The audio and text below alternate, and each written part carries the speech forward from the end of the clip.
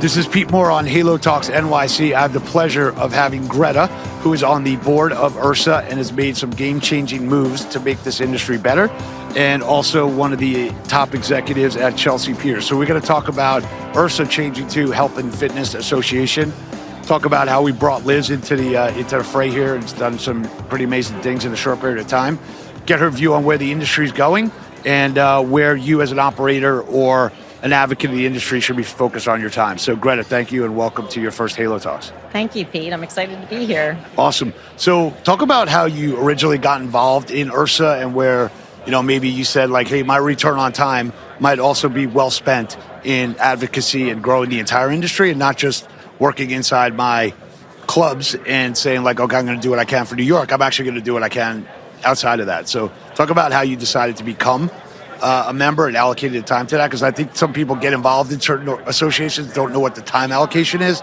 and say like, I don't know if I can do this. So talk about how that journey went. Yeah.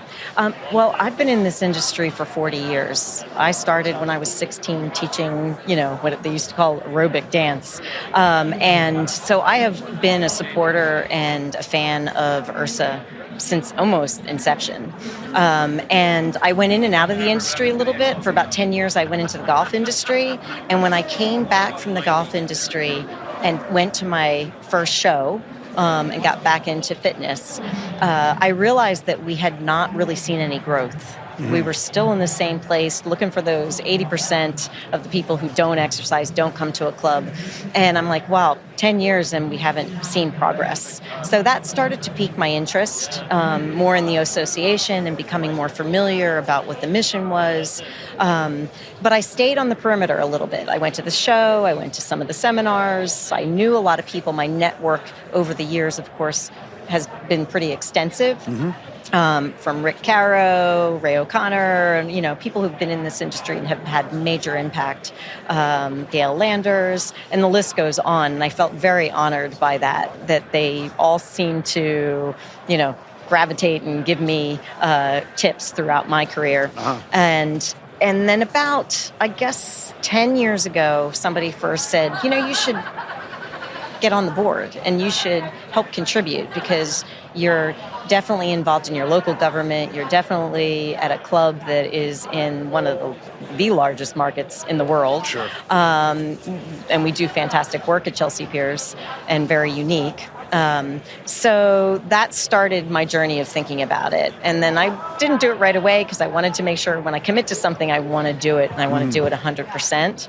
And then in 2019 is when I first got on the board. And very soon after, I think it was maybe my second or third board meeting when COVID hit. And just like all of our businesses, that's really determined, okay, are you on track? Just like everybody's business, if you were on track and you were doing the right things and you were on your game, you can survive. And things went a little bit better. It was horrible for everybody, but if you weren't, you were in trouble. Let me ask you a question, given that you were on the board of IHRSA, and I'll tell you my story, my perspective on it. Right when COVID hit, everyone's like, oh, IHRSA's not doing enough. IHRSA, like, you guys haven't funded IHRSA to do this, right? So don't blame IHRSA for not having, like, lobbyists that you're not willing to pay for. And some of the larger players in the space aren't part of IHRSA, so they have their own lobbyists, and they're kind of doing their own thing.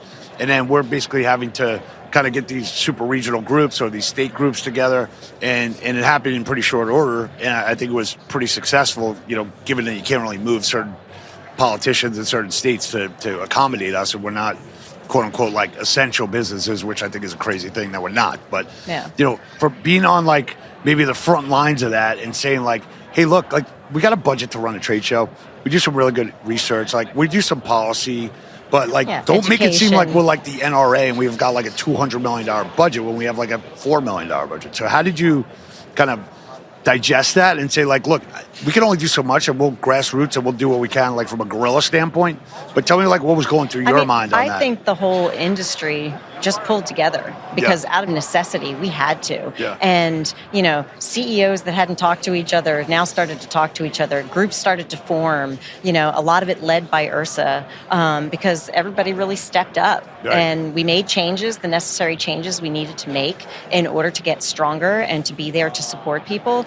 But everybody has to do the work.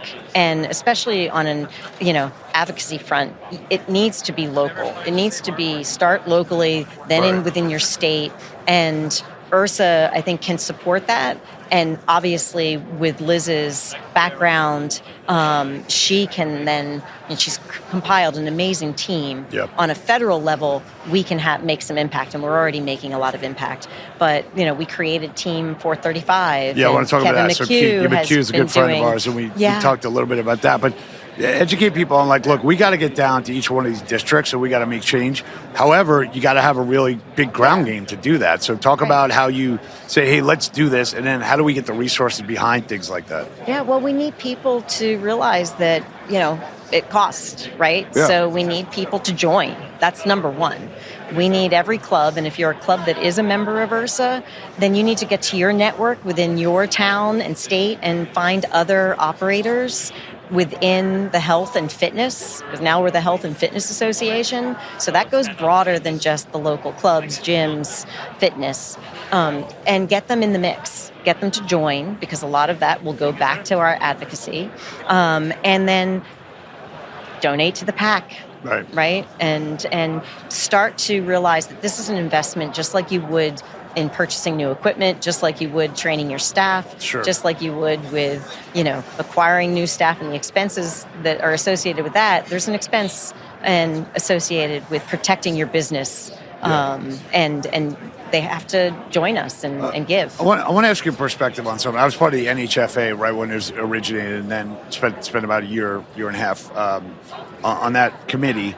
And then Alan Ashravani's now on the board of IHRSA, kind of represents our interests, and he's awesome. He's very thoughtful. One of the things I was trying to push through is why can't we just spend $1 per member per year, have it collected by whoever your billing company is, XERP, and then have the member maybe even match that, or hey, do you want to support the industry and support our club? Because we're basically, Chelsea Piers, you could say, is a sports complex. You could say, it's basically like the equivalent of like an urban country club for the people that are part of it, and those people would pay assessment fees and they would pay joint fees, and maybe sometimes I feel like the operators are not saying I don't want to spend I don't want my members to see another dollar charge, or I don't want to see anything up, or I don't want to offer them the ability to co-fund, like an IHRSA pack or like a Halo pack or IHRSA directly.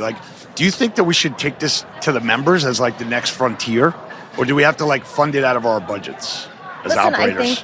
I think that a lot of our members would welcome it, but what we're really talking about is education, right? So when we talk about putting the fit bill out there, you don't know until you try. You don't know until you put it out there in front of your members what's going to have meaning to them or not. If they know that they could use their FSA for their gym membership, or for Chelsea Piers, it would be for their child's sports, activities. Which is like an infinite budget, right? It's huge. Yeah, it's huge. So I think that, the goal is to educate people so they understand what are their options. Will they? Some will, some won't. But the most important thing that we can do is try and get people to write to their representatives to let them know how important this is, because there are 70 million members. We heard that today at the keynote address and throughout the day, plus. Yeah, so $1 per member, you got probably one of the largest budgets of any, advocacy or nonprofit association in Washington, if we had $70 million. And Liz and her team are doing a fantastic job creating these ideas and, getting out there and executing. And that's, we talk a lot about that during our board meetings and all of the different committees. It's not just happening at the board level, obviously. It's happening at the club level, the committee level. So everybody has to participate, and we can't lose that feeling. The one good thing that came out of, 4 years ago is that we do need to band together a little bit more and not get so tunnel visioned, that we can make an impact because we have the power of numbers. Do you think... just a question that's something I thought of recently, and I don't want to get political at all. Please don't. No. But I'm saying, effectively, we have 70 million members, and I'd probably say 60 million of them vote, right? And I feel like when we go in there and we're advocating for the industry, but we're not advocating as if it's a voting block.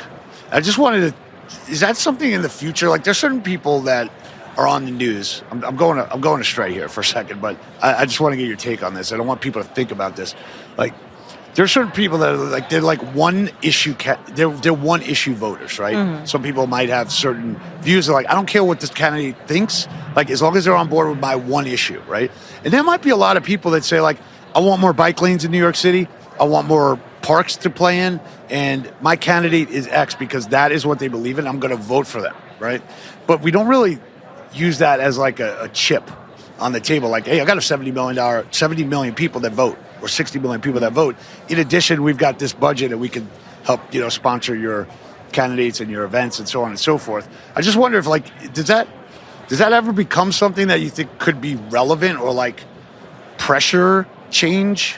I mean, it could be. I think everybody has something that's important to them. And I think if you can speak to that, but then also try and have people broaden their minds a little bit so they're not just focused on, hey, that one thing that's important to them. Yeah. And again, it goes back to education. It goes back to just communication and to kind of letting your guard down a little bit. And we're very divisive, right, in our politics and in a lot of things these days in life. So I think it's really, and where we're unique within our club environments is that we've got an audience that usually love us. That's why exactly. They're here. They want to talk to us. They want to talk to each other. They want to, so whether it's, having a social and coffee or drinks or, doing a class together or going on a hike together, where those conversations start to come up. So, but the person needs to start the conversation, not to be afraid to have the conversation. I know that, listen, myself included, we stop the conversation because we kind of think of this is the direction it will go. Yeah, I know. So, like at the beginning of our conversation, I'm just trying to think about, like, during COVID, I listened to like a ton of like, like documentary series and like, podcasts and they had one on the NRA. Mm-hmm. And I was thinking like, we're like the equivalent of that. Like instead of like rifles, we're like biceps and muscles and, like getting toned in a weird way. But they talked about like the size of their membership base. I'm like, we have like the same size membership base, but we don't like use it properly as like the pressure. Anyway. Because we need to be more organized. Yeah. And we need to have one voice, and that's what IHRSA is. Right. And we need to prioritize our messaging. Yeah. Right. And I'm not advocating that like IHRSA would like support like specific candidates. I'm like, look, if you vote, like we just want to get this as like on a priority list. So I just want to clarify. Right. That I just want them to know like we got 60 out of 70 million people here probably vote, and you should be listening to what they want and maybe reprioritize what you want based on what we want. That was my point. Yeah. So pivoting over, Chelsea Piers, and I've been there many times. I've spent a lot of money bowling. I've been in soccer. I used to play roller hockey there, which was the best. I used to play roller hockey every Thursday night on that one outdoor court. I don't even know if it's still there. Our roller rinks director, Craig Woodcock, is now our camp director. And it was like, awesome. People grow up at Chelsea Piers. It's a great place. And I went to summer camp for 10 years. So every time I go to Chelsea Piers, I feel like I'm in upstate New York and I can like do whatever activity I want, which is awesome. There's so much emphasis on kids programming right now and leagues, and whether it's participation awards or teaching them how to win. But a lot of kids are growing up now on a path of like, hey, I'm going to do one sport. I'm going to do well. I'm going to try and get into college. I think I'm going to, bet my career or bet my life on a sport. Are you seeing some of that like pressure or like optimization of athleticism kind of hit like new levels of demand? Yes. I think that one of the things, and especially what we do at Chelsea Piers, we don't practice kind of that specialization at an early age, right? So everybody, people come in, they're hockey players, they're swimmers, and this is their one sport, and they're going to do it, and they're going to go to train, and they get a nutritionist, and all before they're like 8. That doesn't make any sense. So, I agree with you on our that. philosophy is that we think that people should try a lot of different sports and become a better person through athletics. And eventually you will find your sport that, okay, I love this. I want to be a swimmer and I need to dedicate the time to do that.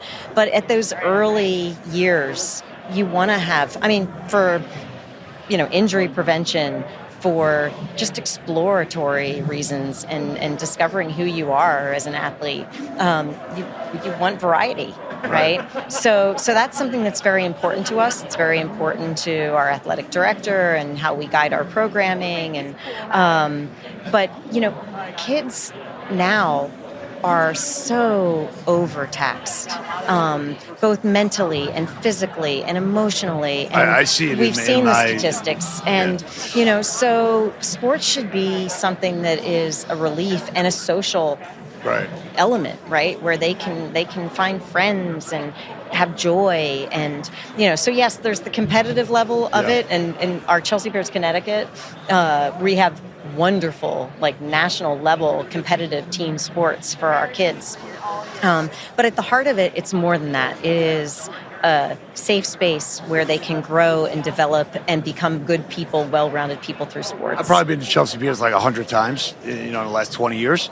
And now that I'm thinking back, there was never a time I was in any one of your areas where I felt uncomfortable, where somebody was arrogant, where somebody like judged somebody's athletic ability. It seemed like cultural and like top down. That like we are here for everyone. There's like a no judgment zone.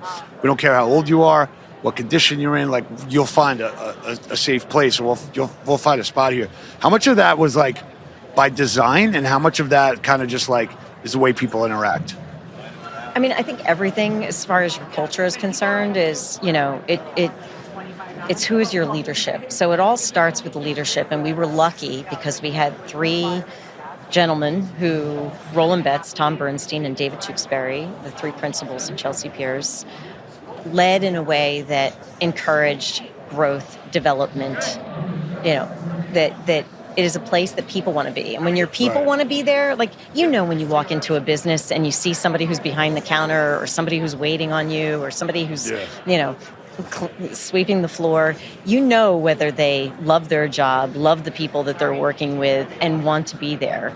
And it makes a huge difference. I mean, that is, your culture is your people, right? Yeah. I can't dictate what my culture is going to be. I can hope what our culture is going to be.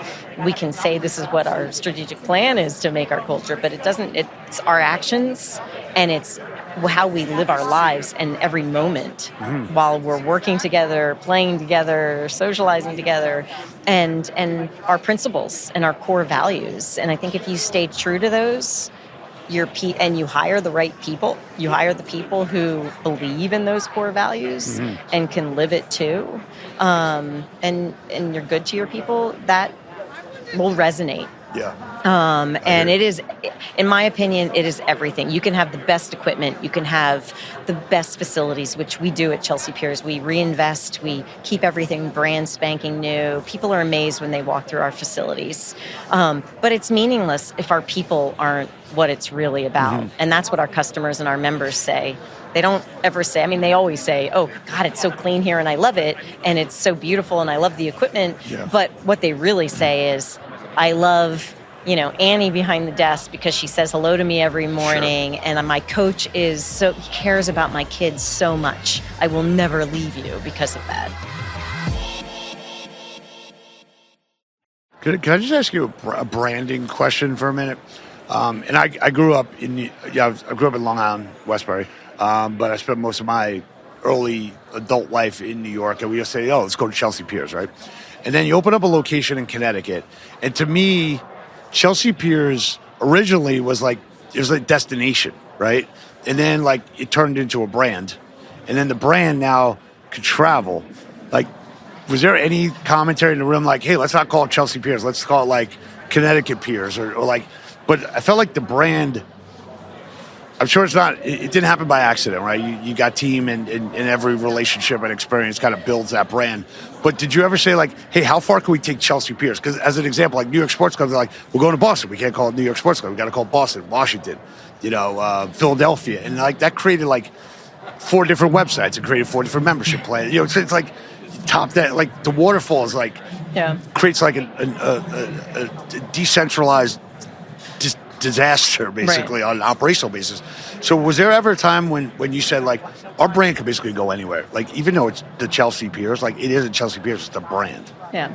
Well, I mean, we had many talks in the war room, and we have a dynamite team, a wonderful marketing team.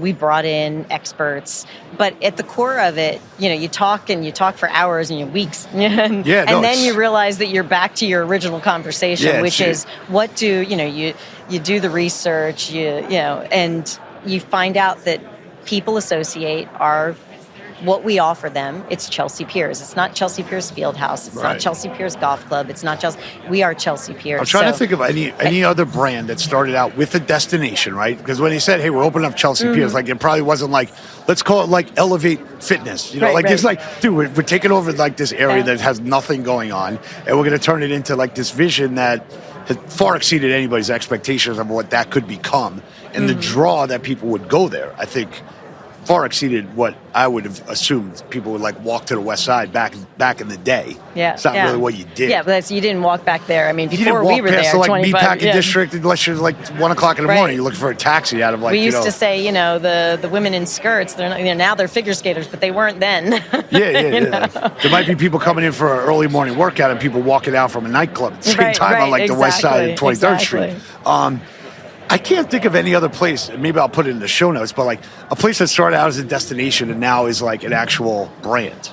I don't know. I don't think there is. I don't think there is. We're going to have to research that and find out. About it. But it's a strong brand where, it took, listen, it's been 29 years, so a lot of work. And again, every day creating that excellence, exceeding expectations of our members and our customers. That's what builds a brand. That's what builds the trust and the loyalty.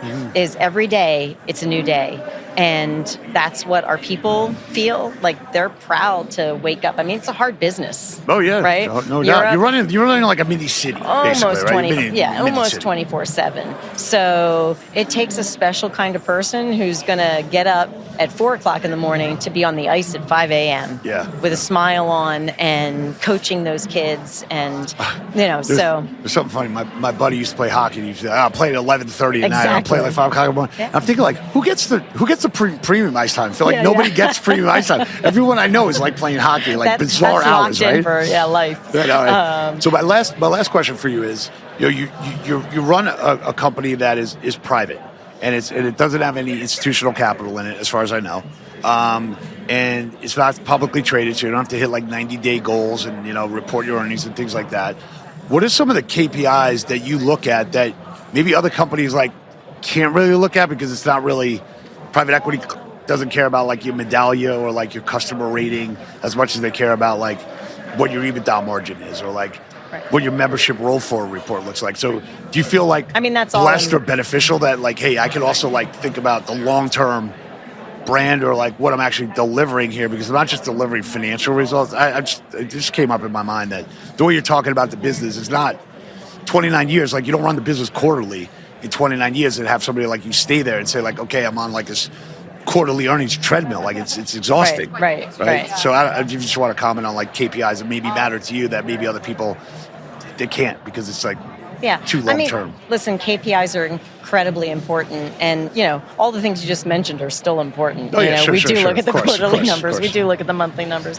But each department and each business and each role has their own KPIs. So if you're not tracking those, and that could be, it is our medallia score. It is our net promoter score. It is, what's our turnover in each department. It is, obviously the obvious sales, retention. All of those things are incredibly important. How many compliments do we get? What do we, each week?